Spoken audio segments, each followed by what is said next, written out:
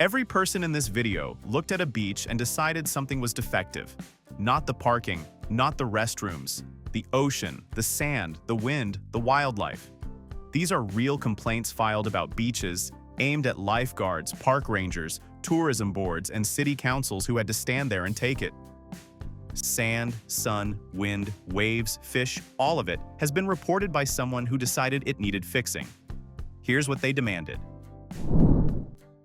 1. A woman at a beach resort couldn't float, and she wanted somebody held responsible.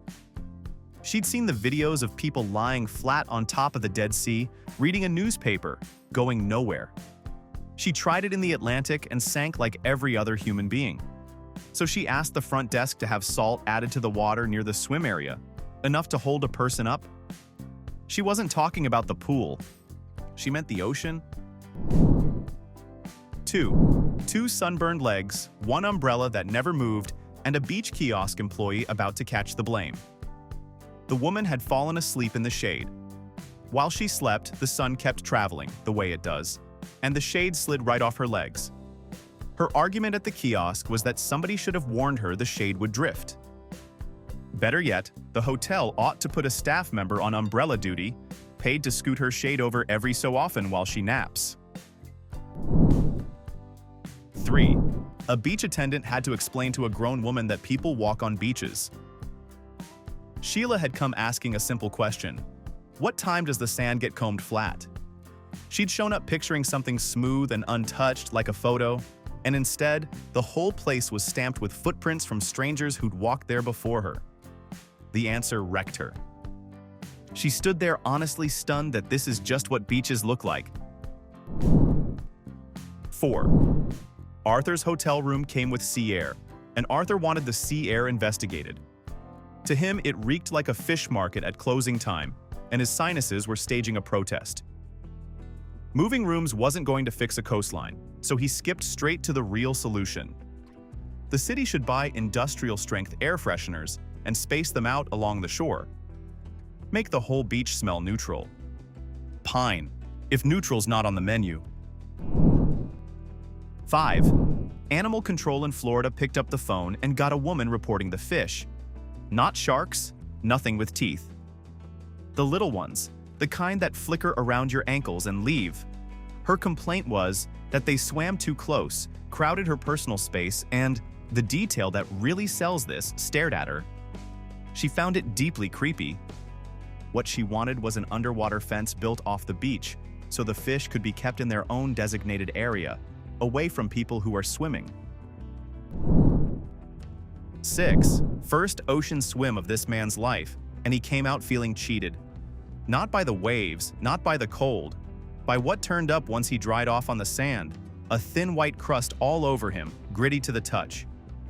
He filed it as a hygiene issue. The ocean, doing the one thing the ocean does, had gotten salt on him. And what shocked him most was that the beach doesn't hand out a free freshwater rinse for your entire body afterward.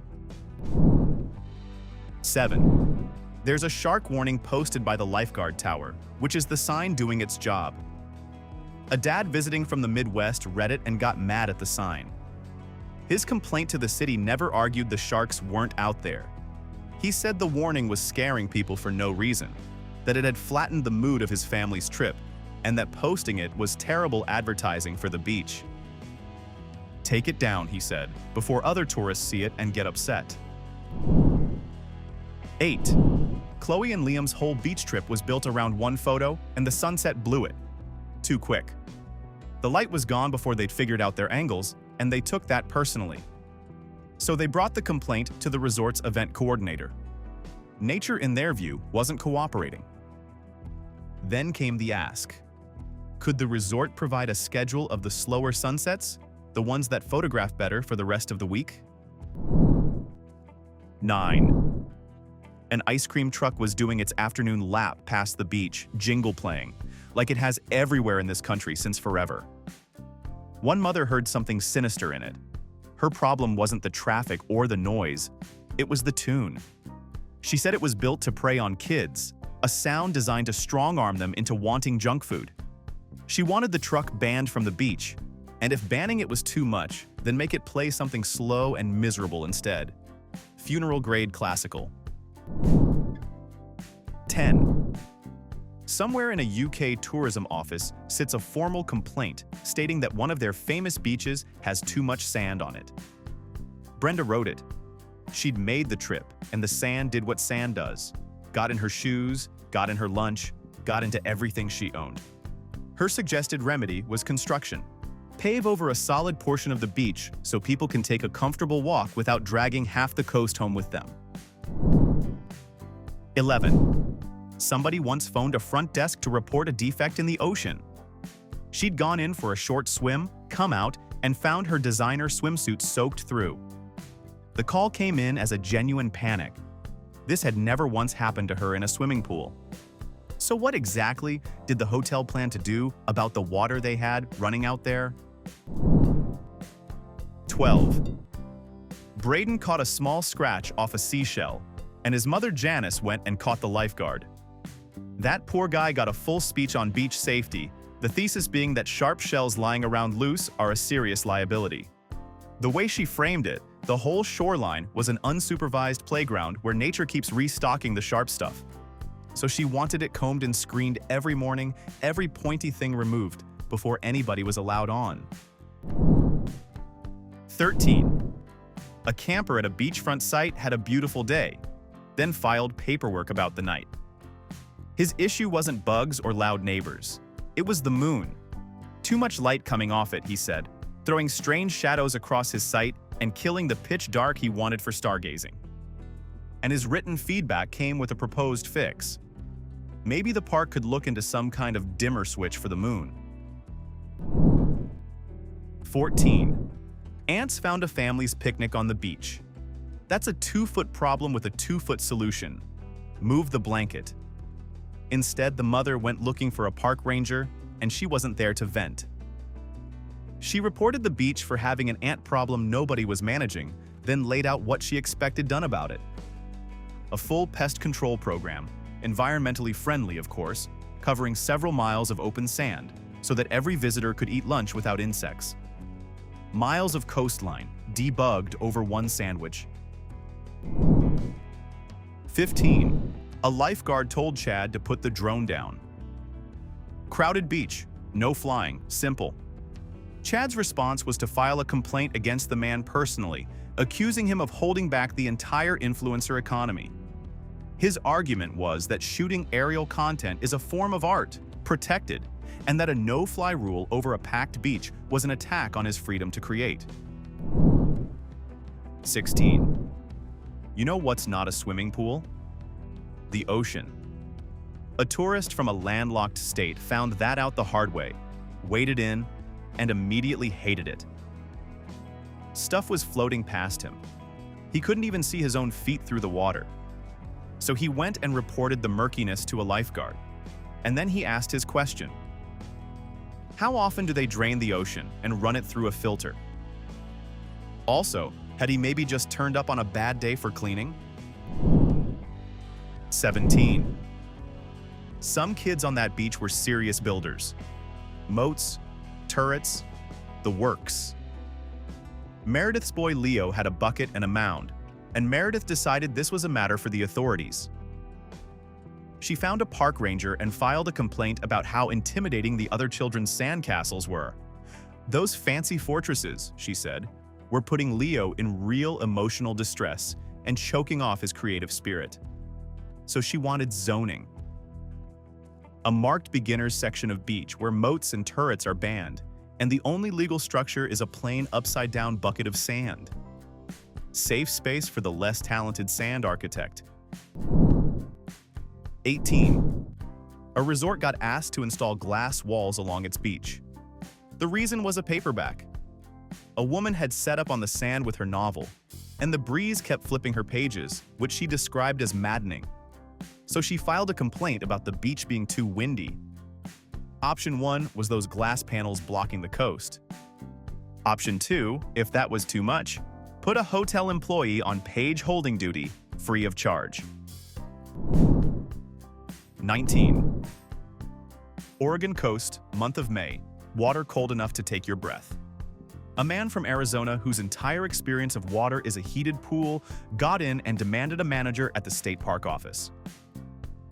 His position, warming the ocean up to a comfortable temperature, is the park's job.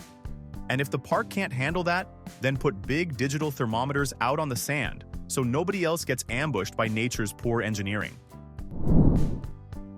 20. A dad tried teaching his son to boogie board. It fell apart, and the ocean took the blame. He reported the waves to Beach Patrol. They weren't cooperating. None of that soft, slow rolling stuff a beginner needs. Then he asked whether there was another beach nearby with an official beginner wave zone where the water is rated easy. Man walked up to the Pacific looking for a difficulty setting. 21. A guest in Hawaii took a photograph of the Pacific Ocean and brought it to the front desk as evidence. The charge was false advertising. The resort's website showed water in a bright, glowing turquoise, and the water outside was leaning green. He accused them of editing the photos to fool people, then asked for a discount on his room to make up for the letdown. The letdown being the actual color of the sea. 22. The demand was a paved, sand-free walkway running from the beach showers straight to the parking lot. Diane wanted it built, and she wanted the city to pay for it. Here's the crisis behind it. She rinsed her feet clean, walked back across the sand like everybody does, and arrived at her car with sandy feet again. Sand on the floor mats. To Diane, this was not weather or physics, it was a design flaw. 23. A single French fry went missing, and a grown man called the cops. The suspect was a seagull. He wanted a real report written up, official, with details in it, and the details he offered were about the bird's face, cold eyes. Not one flicker of guilt in them over what it had just done. Then he asked whether the department could line up the local gulls so he could walk the row and point out the thief. 24. Crabs walk sideways. Everybody knows this. Everybody except Eleanor, a tourist in Maryland, who watched them scuttle along the shore and decided something was deeply wrong with it. The motion looked unnatural to her, sneaky even. She got it in her head that these animals were up to something. So she wrote the Parks Department a letter reporting that the local crabs were walking incorrectly and recommended that rangers retrain them to walk forward. Kids see this, she argued, and learn the wrong lesson about who to trust. 25. An artist went out beachcombing for pieces for a mosaic and came back with nothing worth gluing down. Everything on that sand was cracked, chipped, or a color she found dull. So she sat down and posted a long one-star review on the state park's website, tearing into the poor quality of the local seashells. What offended her most was the total lack of a curated selection out there. Nobody's stocking the good shells. An entire afternoon wasted. 26. Barbara walked into the Beach Patrol office and asked to see the ocean's chemical safety reports. By name. What set her off was sea foam, those white frothy lines that wash up on every coast on this planet. She'd decided it was industrial soap, chemical runoff, something being covered up. When no reports appeared, she started threatening to get the Environmental Protection Agency involved because plainly nobody was cleaning this beach properly. 27.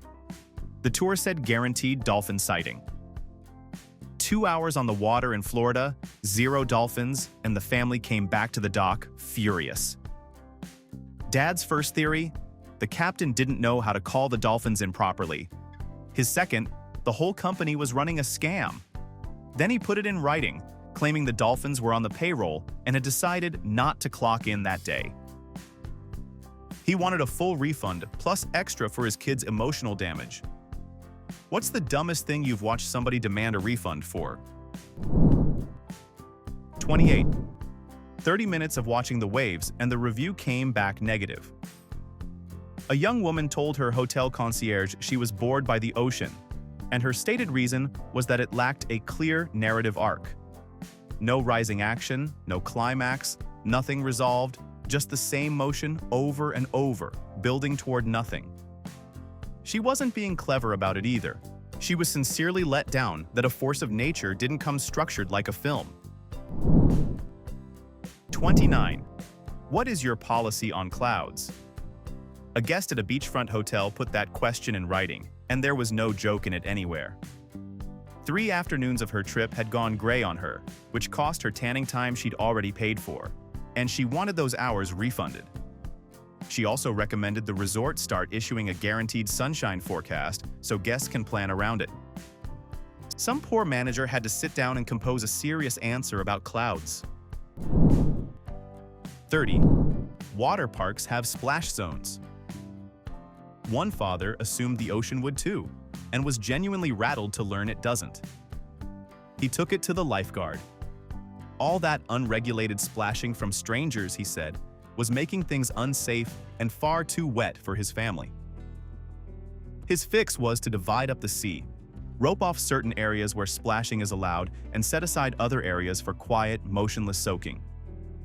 He wanted the ocean sorted into lanes, with a guy standing there enforcing it. 31. Gary bought himself a metal detector and swept a historic beach with it for his entire vacation, running on pirate movies and pure hope. Final haul, bottle caps and a handful of pocket change, not one chest, nothing buried anywhere. So the local historical society got a letter from him about it. His argument was that a coastline selling pirate stories owes people something under the sand. Plant a chest or two. Scatter a few artifacts worth digging up. Give the amateurs with detectors a payoff that matches the legend. 32. Most people pack sunscreen. Walter packed a magnifying glass because Walter does geology on weekends. He got down on that famous California sand, had a good long look, and came away bored. Quartz. Feldspar.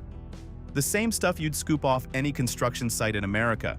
So he sent the Park Service a written critique, arguing that a beach with that kind of name deserves better minerals than that. And he had a fix ready. Ship in sand from someplace more impressive, so visitors might learn something while they're standing on it. 33. A hotel got called negligent because the ocean does what the ocean does twice a day. A family had spent hours on a sandcastle. Towers, walls, the works.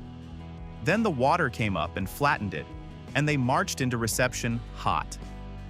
Their position was that somebody should have told them the sea comes up the beach. What they wanted was a tide schedule handed to every guest, plus a warning that anything built out of sand might not last the day. 34. One guy sat in front of the surf for a solid hour and came away unimpressed. He found a park ranger and reported that the waves kept doing the exact same thing. Same size, same timing, and he could call everyone before it landed. What he'd been hoping for was some range out there. Big ones, small ones, something unscheduled. He wanted the ocean to mix it up. 35. Jeff paid extra for the room where you can hear the water all night. Then he demanded every dollar back because he could hear the water all night. The waves kept him up, he said. The manager explained, nice and calm, that this is exactly what the premium in oceanfront pricing buys you. Jeff went off. Either somebody turns the sea down after 10 at night, or the hotel builds something out in the water to block the noise. 36. Sandpipers are those little birds that sprint along the waterline chirping at nothing. Greg had a conference call going from his beach towel, and they were wrecking it. So he found a park ranger to complain about the birds. That chirping never stopped, and it was much too cheerful for a man trying to sound serious to his co-workers. His ask was whether anything could be done to clear them off the sand while he's on the clock. 37. Noon was lunch. After lunch came naps. The ocean did not consult anybody about this. Low tide is the whole show at that beach. The water pulls back and the pools open up, full of small creatures sitting there in the rocks.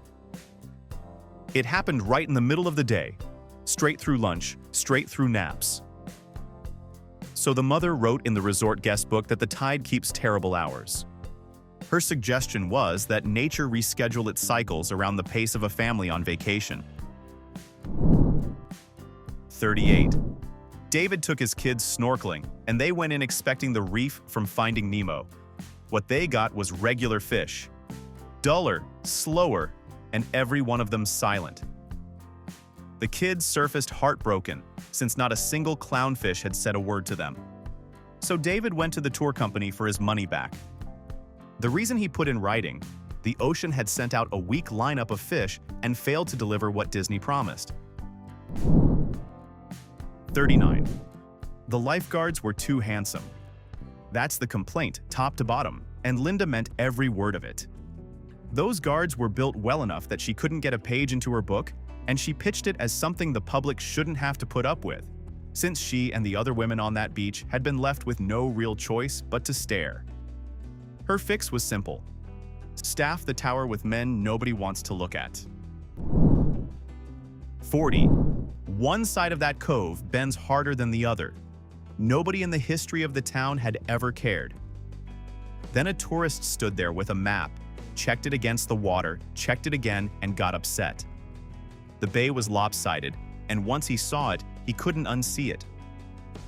Looking at it made him genuinely uncomfortable, and he flagged down a city official to say so. His recommendation: send out a crew of engineers and find out whether the coast can be squared up into something even. 41. The wind came over the dunes and whistled, the way wind does when it hits sand and grass. To Beatrice, that whistle sounded like grief. It dragged on her all afternoon, and she said it pulled her mood down with it. So resort management got a complaint about the way their beach sounds. Her fix was decorative. Hang wind chimes along the coast, cheerful ones, so something pleasant plays over the top of all that misery. 42. Sunglasses on, and the beach was still too bright to look at. One traveler hit that wall on a famous Greek island, where the sand is that blinding postcard white. It threw the sun back into their face all day, and it hurt. So the local government got a proposal. Haul in a load of dull beige sand and mix it through the white until the shine dies down. Ruin one of the prettiest beaches in Greece, because one pair of eyes couldn't take it. 43. According to the review, a rented beach chair destroyed this woman's posture and, with it, her whole day of relaxing. The chair worked, by the way. Nothing on it was broken. Her problem was the design of the thing. There was no way to adjust the back for her spine, and the cup holder wouldn't take her insulated tumbler. For that, the rental company ate 1 star and a paragraph of pure venom. 44. The cheap fix for hot sand sits in a bin by the register at every beach shop in America. This guy went another way. He'd cooked the soles of his feet walking down to the water, so he wrote the city council a proposal. He wanted a cooling system built under the beach, miles of pipe in the sand, cold water pumping through, holding the temperature steady all day. His pitch was that it would bring in tourists and stop people from burning their feet. 45. Mating season, 2 seals, 1 rock a long way offshore. Seal business, in other words. A couple on the beach watched the whole thing and filed formal paperwork about it with the Park Service. Obscene, they called it. Wrong for a beach where families come. Then came the request. Could the rangers teach those seals some modesty? And if not, could that business be moved to the evening once the kids have gone home? 46. Dad had talked this up for days. Pelicans fold their wings and drop out of the sky like bricks to hit fish, and it's a real show. So the family sat on the pier and waited. 20 minutes. The birds never left the pilings. He tracked down a park ranger and reported the pelicans for laziness and a bad work ethic. Could somebody go stir them up a little? He wanted a wild animal poked into performing, like the pier came with a start button. Do animals owe us a show because we paid for parking? 47. Sand, in Kevin's view, exists to swallow whatever people drop in it. He arrived at that theory after an hour of digging around for the car keys he'd lost out there. Then he walked to the lifeguard stand, not for help, but to file an official complaint. Any beach with visitors on it, he argued, owes those visitors a free detector service to recover what the sand takes. Not having one was negligence, plain and simple. 48. Every morning that week, the man was up before dawn on the Virginia coast, camera ready. The sunrises came out fine. The evenings ruined everything. He wanted the money shot, the sun sinking into the ocean. Instead, it dropped behind the land at his back every single night.